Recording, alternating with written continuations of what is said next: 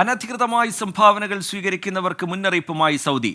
5 ലക്ഷം റിയാൽ വരെ പിഴയും 2 വർഷം വരെ തടവും ലഭിക്കുമെന്ന് പുതിയ നിയമം. സംഭാവനയായി സ്വീകരിക്കുന്ന പണം മറ്റാവശ്യങ്ങൾക്ക് ഉപയോഗിക്കരുതെന്നും നിർദ്ദേശം. ഏതാനും ദിവസം മുമ്പാണ് സംഭാവനകൾ സ്വീകരിക്കുന്നതുമായി ബന്ധപ്പെട്ട നിയമ ഭേദഗതിക്ക് സൗദി മന്ത്രിസഭ അംഗീകാരം നൽകിയത്. സംഭാവനകൾ ശേഖരിക്കാൻ ലൈസൻസ് ഉള്ള സംഘടനകളും സ്ഥാപനങ്ങളും ഏജൻസികളും പണം ക്യാഷായി സ്വീകരിക്കാൻ പാടില്ലെന്ന് നിർദ്ദേശങ്ങളിൽ പറയുന്നു. പകരം പണം ബാങ്ക് അക്കൗണ്ടുകളിൽ നിക്ഷേപിക്കണം. National centre for non profit സെക്ടറിന്റെ അനുമതിയില്ലാതെ വിദേശത്തു നിന്നും പണം സ്വീകരിക്കാൻ പാടില്ല. ലൈസൻസ് ഉള്ള സ്ഥാപനങ്ങളുടെ ഓഫീസുകൾ വഴി മതിയായ രേഖകൾ സഹിതം പണം സ്വീകരിക്കാം. ധനസമാഹരണ ക്യാമ്പയിൻ ആരംഭിക്കുന്നതിന് മുമ്പ് അനുമതി വാങ്ങണം. അപേക്ഷ സമർപ്പിച്ച് 30 ദിവസത്തിനകം തീരുമാനമെടുക്കണമെന്നാണ് നിർദ്ദേശം.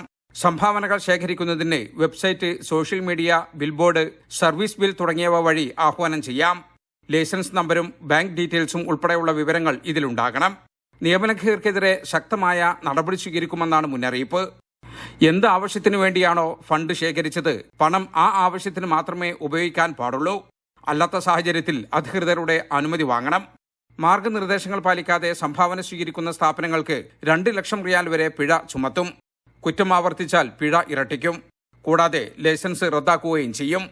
നിയമവിരുദ്ധമായി സംഭാവന സ്വീകരിക്കുന്ന വ്യക്തികൾക്ക് 5 ലക്ഷം റിയാൽ വരെ പിഴ ചുമത്തും. കൂടാതെ 2 വർഷം വരെ തടവ് ശിക്ഷയും അനുഭവിക്കേണ്ടി വരും. വിദേശിയാണെങ്കിൽ ശിക്ഷാ കാലാവധിക്ക് ശേഷം നാടുകടത്തും. ജലീൽ കണ്ണമംഗലം, 24 ജിദ്ദ.